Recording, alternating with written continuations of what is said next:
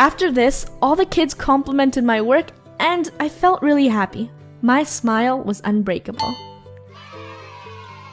I remember in second grade, our teacher made us do an assignment on what we wanted to be when we grew up. In my head at the time, I wanted to be an artist.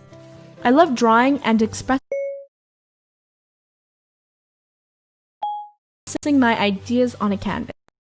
Hey everyone, my name is Funneh and this is my Draw My Life. I've been very nervous to share my story with you all, but after hitting 1 million subscribers on my channel, I thought I should create something super special.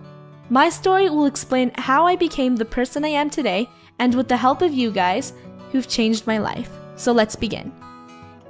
My story begins in Canada. I was a cute little bubbly baby who was born on October 31st, 1995. This is also the day my 2 older sisters missed trick-or-treating. My dad came to Canada on a boat. No, not that kind of boat, this kind.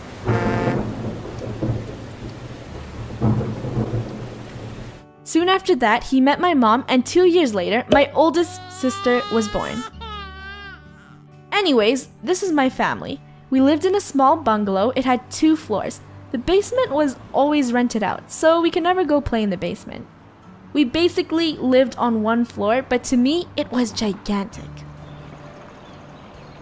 This is my dad, mom, sister, me, little sis, and little bro. That's right, my parents had 5 kids, and as you can imagine, it must have been super hectic for them.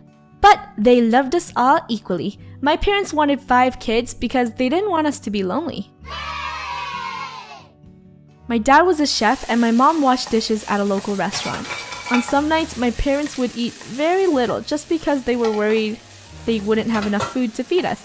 And yes, we were very broke at the time. When I was a kid, I didn't really know how much they sacrificed for us. But knowing this now that I'm older, it really breaks my heart.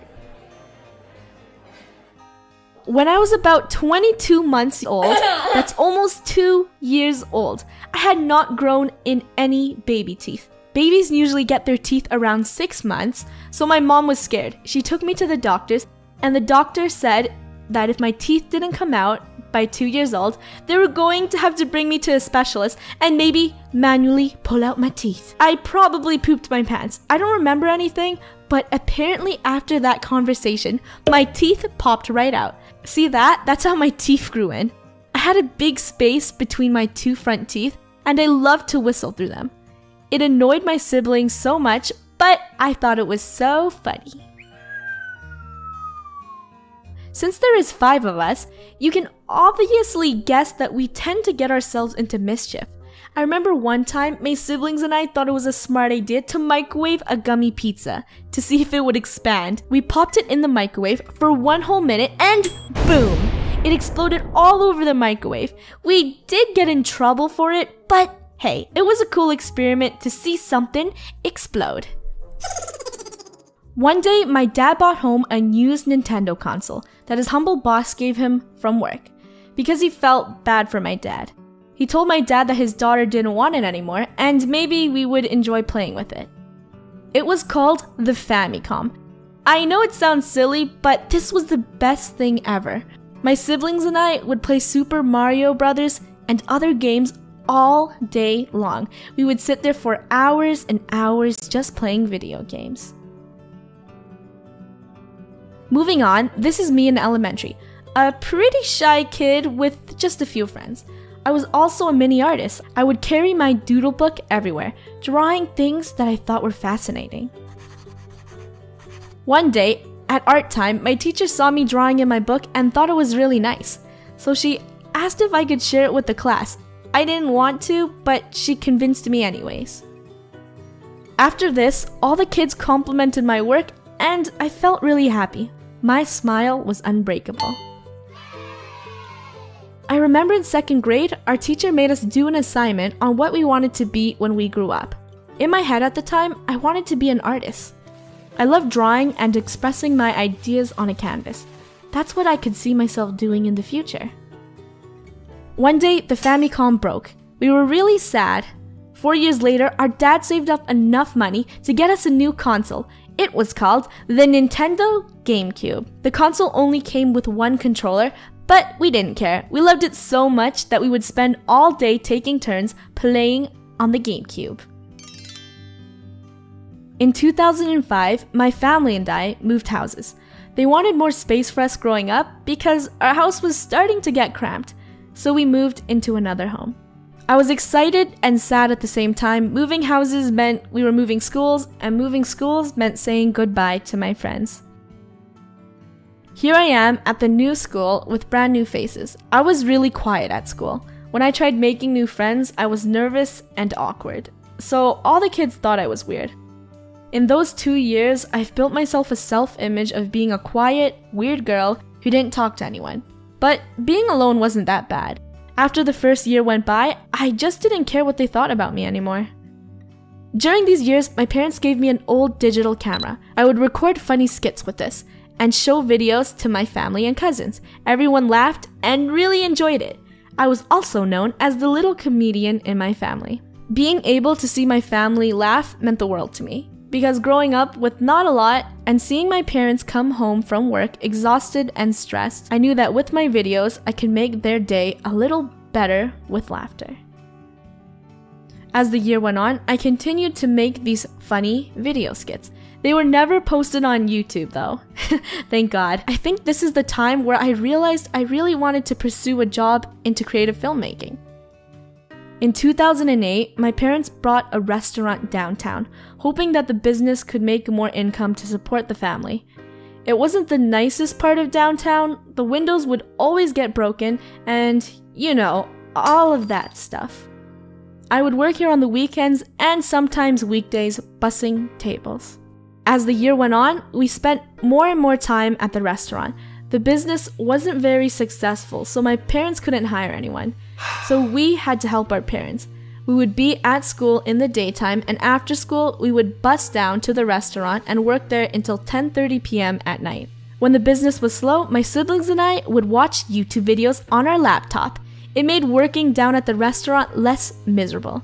We would watch tons and tons of videos from different creators. It was awesome and made our day a little better. As months went on, this family restaurant became the most depressing point in my life. Because each night when my family came home around 11 p.m. at night, there would be arguments, tears, and anger. The biggest problem was debt. We were in a lot of debt because the restaurant was losing a lot of money and business was slow. I finally made some new friends in middle school. These girls and I didn't have the same common interests, but we still talked anyways. One day, they started making rumors about me, and at lunchtime, these girls got a bunch of other girls to tell me they didn't want to be friends with me anymore. I let these mean catty girls bully me into silence, and if I could go back in time, I wish I could tell my younger self to have confidence and don't be afraid to speak up for yourself. But at the end of the day, there was a couple of things that made me smile, which was video games, my dog, and YouTube. Every single night, I would play video games for hours and watch YouTube videos with my dog. I was happy. After 3 years, my parents sold their restaurant because we were growing up, and, we couldn't work there forever. It felt like the chains finally broke off. Until my parents brought another business, of course, but hey, this one did better than the last one. On September 1st, 2011, I created my first YouTube channel, which is the channel you are watching right now. The first video I ever created on my channel was called Black Ops Rager Match, but that's a private video now. At this time, Minecraft was a very popular game, and we were so obsessed with it. So I said, hey, we should make some videos. My siblings and I got to work. We created Minecraft machinimas and Minecraft parodies. I remember one of our parodies hitting 1 million views at the time, and I cried tears of joy. But I also cried tears of sadness because the video was taken down due to a copyright strike. After this, we just worked on Minecraft machinimas, and slowly as the months came by, I became very busy with school and work. I told myself once we finished the last episode of the Minecraft Love series, I was going to quit YouTube because I couldn't keep up with posting these videos. So I stopped. High school was pretty chill for me. I was quiet and I got decent grades. I also skipped class a lot because I didn't really like school. My mom would always call in sick for me. Isn't she the best? No, I'm joking. Don't do that, guys. Don't do that. Anyways, whenever I skipped school or classes, I had to go work at my parents' shop, where there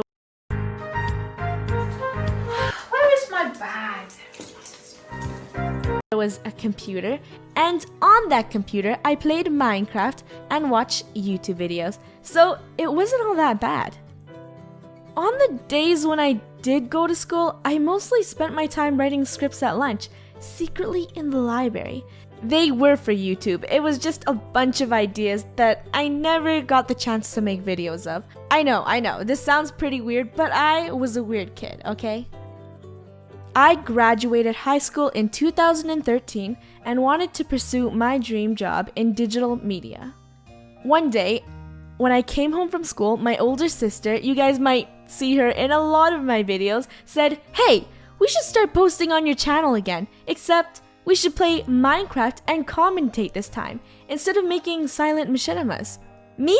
Commentate? I can't even talk to people in real life, so what made her think that I could talk in a mic for random people for the internet to hear? I was so nervous and against her opinion. She convinced me and we posted our first Minecraft Let's Play ever. It was a Minecraft school video. I'm pretty sure you guys know what it is. I remember this day so clearly and vivid because after recording the video for 2 hours, I wanted to trash it. But my sister said we should post it anyways, so we did. After a couple of weeks, the video blew up.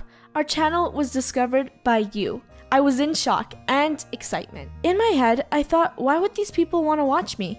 And you guys always left the nicest comments on my videos to help me continue and post more. And now, here we are today with 1 million subscribers. Something I would only dream of. I feel blessed to have you guys in my life and to have found what I love to do. I like making people smile, and being able to make one person's day better with laughter means the world to me.